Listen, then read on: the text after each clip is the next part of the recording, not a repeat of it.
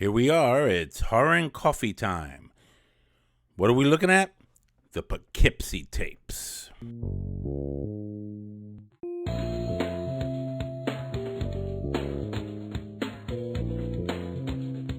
Poughkeepsie Tapes is a 2007 horror film, one of those found footage movies. It was directed by John Eric Dowdle. Terrible names. And what's interesting about this movie is that, aside from being a found footage film, is that it's very gritty. What it basically entails is a serial killer somewhere in upstate New York in the Poughkeepsie area that has had a long record of doing terrible things to people that would make Jeffrey Dahmer blush. This movie was available on Prime. I saw it when my sister... I have to share this story. I saw my sister post, "Do not watch the Poughkeepsie tapes. Don't. You'll stay up at night." And I said, "Oh no, I gotta watch it then. It's a horror film." So I watched it, and I slept like a baby. That doesn't mean the movie wasn't impactful. It really actually was, but it wasn't impactful in the way I was hoping it'd be.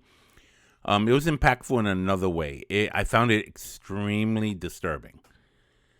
I mean, when you talk about serial killers, you think about real life scenarios like Ted Bundy and Jeffrey Dahmer and people like that have done horrible things to people over a course of time. And you can see their stories in documentaries. You can just read up on it online. You can pretty much figure out whatever you want about it. But when it comes down to real evil, I mean, this is different. This is horror at a different level.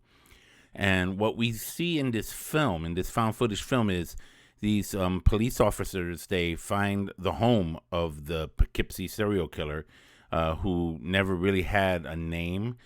And they found like about 800 tapes. That's why the movie's called the Poughkeepsie tapes. 800 tapes of his victims, of what he did from the stalking part all the way to their death.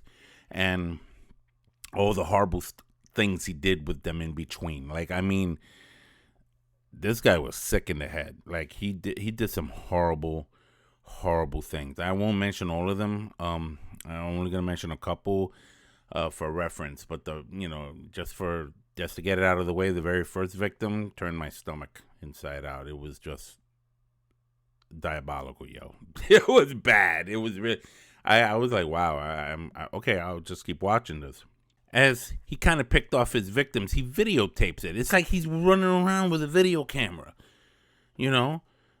as he's doing this. Now, remember, this movie came out in 2007.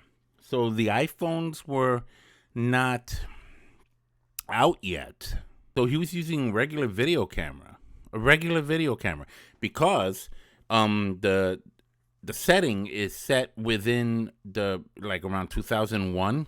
In 2000, like 1999, around that area, going on, because there's a reference to 9/11 as it happened in the film.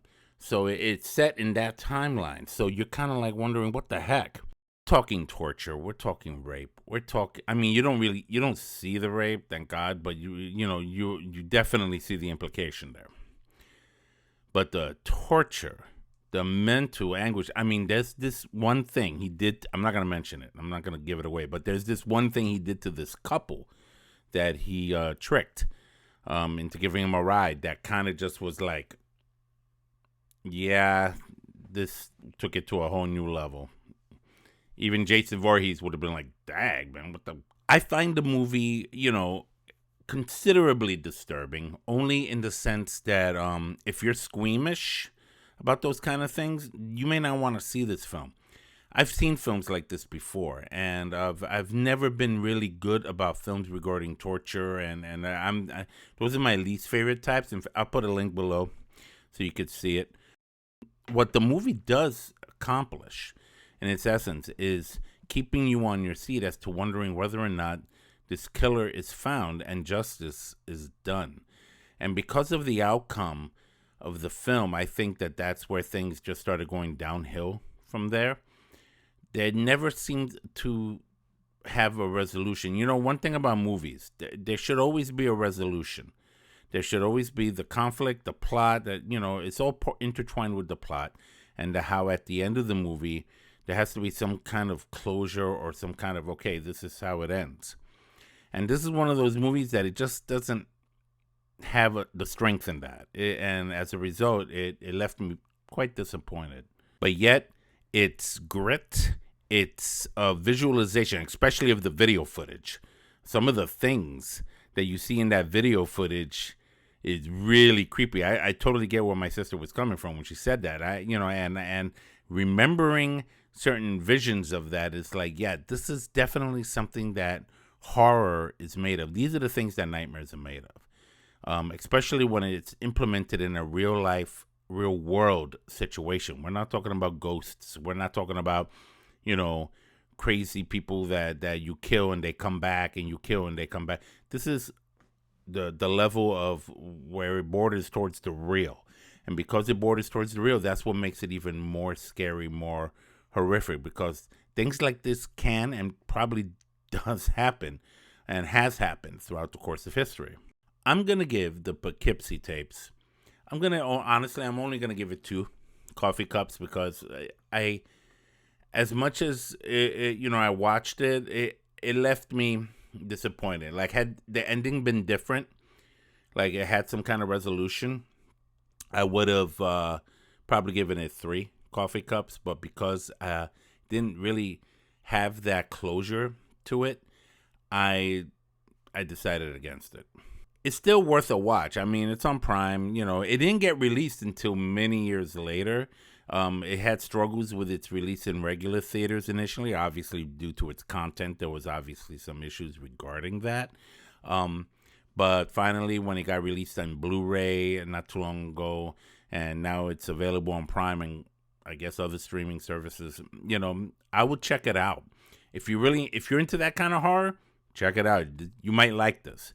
It's a lot of found footage stuff, but what's interesting is that it's not the found footage based on the people that are being victimized or being chased after. Usually that's what you see when you see a video camera. It's on the person that is running away from it. This is from the perspective of the evil person, of the person that's doing the wrong, that's doing the evil, that's doing the horror. And that gives that a different new twist into the concept of found footage horror. So there it is, people, the Poughkeepsie tapes. It's definitely a horror movie. Let me know. Talk to me. Let me know if you feel the same way after you watch it. Don't forget to subscribe and tap on that bell for future notifications for future Horror and Coffee and Strange Planet NYC content. We're going to be here. There's going to be a lot more coming as the year 2020 continues. This is Ralph Perez from Strange Planet, Horror and Coffee. Take care.